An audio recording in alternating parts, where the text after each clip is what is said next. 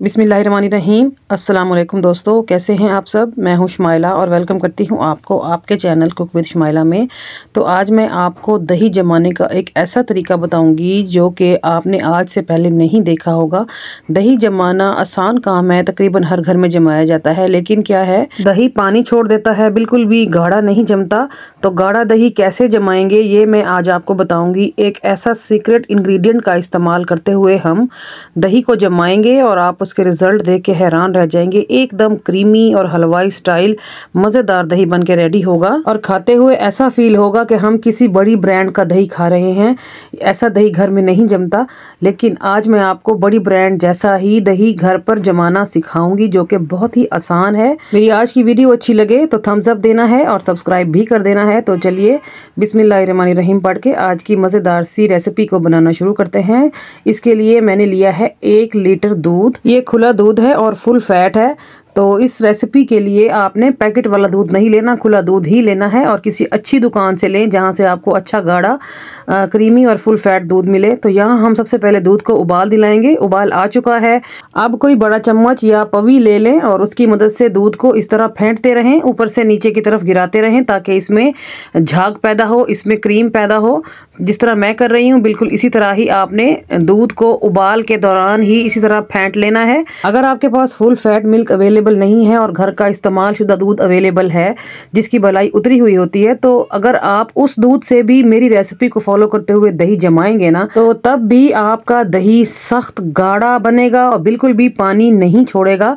तो यहाँ दूध को काफ़ी दफ़ा मैंने उबाल लिया है और अब हम एक और काम करने लगे हैं। इसमें मैंने 2 कटोरियाँ ले ली हैं और मैं उनमें दूध निकालूंगी। जो उबल रहा है दूध, इसी में से ही तकरीबन 3 से 4 टेबल स्पून एक प्याली में निकाल दूंगी और 3 से 4 टेबल स्पून के बराबर ही मैं दूसरी प्याली में निकाल दूंगी। प्याली में हमने दूध क्यों निकाला है, हम इसका क्या करेंगे, ये मैं आपको आगे चल के बताऊंगी। तो प्याली में जो दूध निकाला है वो ठंडा हो चुका है, इसका ठंडा होना जरूरी है।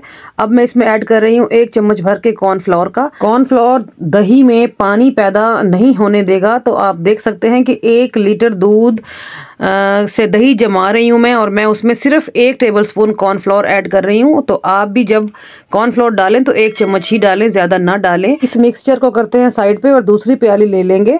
इसमें मैं दही मिक्स करने लगी हूँ जिससे हमने जामन लगाना है। तो जिस दही से आपने जामन लगाना है वो दही बिल्कुल फ्रेश और मीठा होना चाहिए।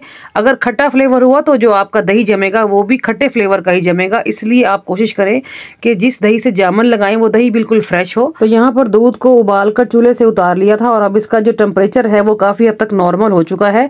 आप इसके टेम्परेचर को उंगली डिप करके भी चेक कर सकते हैं। अगर आपकी उंगली दूध के टेम्परेचर को बर्दाश्त कर रही है तो फिर ये बेस्ट टाइम है दूध को जामन लगाने का। आप अपनी फिंगर की मदद से पहले चेक कर लें। अगर आपको ज़्यादा गर्म लगे तो फिर आप इसको थोड़ा सा और ठंडा होने दें और अगर ठंडा हो जाए तो इसको दोबारा हल्का फुल्का सा गर्म कर लें। दूध का जो टेम्परेचर है वो नॉर्मल होना चाहिए, ठीक है जी। तो यहाँ अब हम सबसे पहले मिक्सचर ऐड करेंगे कॉर्नफ्लोर वाला जो हमने दूध में मिक्स किया था, सारा डाल लेंगे और अच्छी तरह चम्मच की मदद से इसको हम मिक्स कर लेंगे। चलें जी, ये ऐड करने के बाद अब मैं इसमें जामन लगाने लगी हूँ। तो जिस दूध में हमने दही मिक्स किया था वो सारे का सारा हम यहाँ पर ऐड कर देंगे। चलें जी, अब इसको हम मिक्स करेंगे और यहाँ अब दूध को फेंटने का काम हमने करना है। यहाँ पर दूध को फेंटना बहुत ज़रूरी है। अगर आपको क्रीमी रिज़ल्ट चाहिए, अच्छा रिज़ल्ट चाहिए, ब्रांड वाली दही का रिज़ल्ट चाहिए, तो आप यहाँ दूध को फेंटेंगे 5 से 7 मिनट मुसलसल फेंटेंगे। जिस तरह मैं फेंट रही हूँ इस तरह दूध में झाग पैदा होगी, क्रीम पैदा होगी और इससे हमारा दही अच्छा जमेगा, पानी नहीं छोड़ेगा। और मौसम कैसा है ये भी आपने सोचना है कि किस मौसम में दही बन रहा है। अगर सर्दी में बना रहे हैं तो फिर आप इसको पूरी रात के लिए किसी गर्म जगह पे रखेंगे जहां इसको ठंड ना पहुंचे। और अगर आप गर्मियों में बना रहे हैं दही तो फिर आप काउंटर पे ही छोड़ दें। तो चलें, अब मैं दूध को उस बर्तन में डालूंगी जिस बर्तन में मैंने दही जमाना है। तो यहाँ मैंने एक कूंडी सी ले ली है छोटी सी, तो उसमें मैं ऐड कर दूंगी। आधा दूध इसमें चला गया है और आधा दूध मैं डालूंगी एक और बाउल में। चलिए जी, इसको कवर लगा के छोड़ देंगे। अभी यहाँ मिक्स मौसम चल रहा है, ना सर्दी है ना गर्मी है, तो मैं इसको हल्की हीट वाली जगह पे रखूँगी। और यहाँ पर आपने देखा कि मैंने 2 बर्तन भर लिए हैं और अभी भी 1 गिलास के बराबर दूध बाकी है। तो यहाँ मैं 1 गिलास में भी आपको जमा के दिखाऊंगी। दही बनाने के लिए कोई भी बर्तन आप ले सकते हैं। ये जो हमारे यहाँ मिथ्स बनी हुई हैं कि इस बर्तन में नहीं बनेगा, उस बर्तन में नहीं बनेगा, ऐसा नहीं होता। आप जिस बर्तन में भी बनाएंगे आपका दही परफेक्ट बनेगा। तो मैंने दही को पूरी रात के लिए छोड़ दिया था, अभी मैंने देखा है तो दही बिल्कुल परफेक्ट जम चुका है। आप देखें, इसमें पानी का एक भी कतरा नजर नहीं आएगा आपको। ये देखिए जी, माशाल्लाह एकदम सख्त और गाढ़ा दही बन के रेडी हुआ है। तो मैं आपको इसमें से एक पीस निकाल के दिखाती हूँ। ये देखें, आपको कटिंग से अंदाज़ा हो रहा होगा कि दही में ना पानी है और ना ही ये पतली बनी है, एकदम गाढ़ी भी है और पानी का एक भी कतरा नहीं है इसमें। माशाल्लाह से, अल्हम्दुलिल्लाह से, अल्लाह का लाख लाख शुक्र अदा करते हैं। तो ये देखें, मैं आपको पूरा पीस उठा के दिखा रही हूँ। देखें, ना ऊपर पानी है ना ही दही के नीचे पानी है, कोई भी एक भी कतरा आपको नज़र नहीं आएगा। तो चलिए अब मैं आपको गिलास वाला दही दिखाती हूँ कि गिलास में कितना परफेक्ट बन के रेडी हुआ।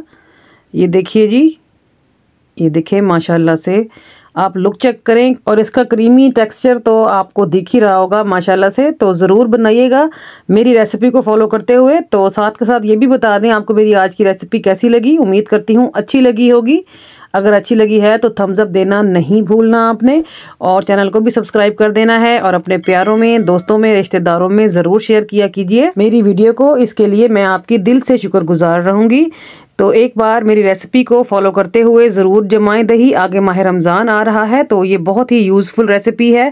दही एक ऐसा आइटम है कि हर वक्त घर में अवेलेबल नहीं होता, लेकिन अगर आप घर पे बनाना सीख जाएंगे ना तो इंशाअल्लाह ताला आपकी ज़िंदगी आसान हो जाएगी। तो जब भी बनाएं फीडबैक ज़रूर दें, मुझे आपके फीडबैक का इंतज़ार रहता है। तो चलिए चलती हूँ जी, आज के लिए इतना ही। कल फिर मुलाकात होगी किसी और अमेजिंग रेसिपी के साथ। तब तक अपना और अपने प्यारों का रखें ढेर सारा ख्याल, मुझे रखें दुआओं में याद। ओके जी, अल्लाह हाफिज़।